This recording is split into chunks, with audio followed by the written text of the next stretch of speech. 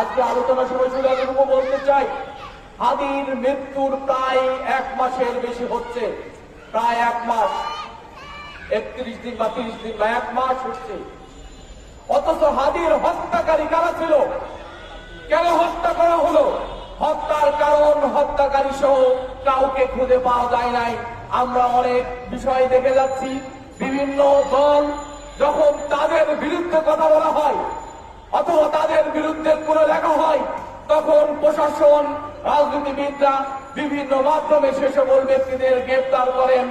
আমরা দেখেছিলাম প্রথম আলো, ডেইলি স্টার, তাদের সেই কার্যালয়ে কেবাকার আগুন দিয়েছে, সেই আগুন দেওয়ার সঙ্গে সঙ্গে সে সকল ব্যক্তিদেরকে গ্রেফতার করেছেন।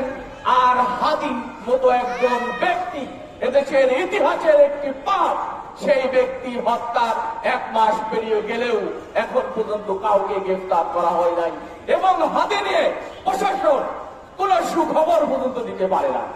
এই হলো বাংলাদেশ।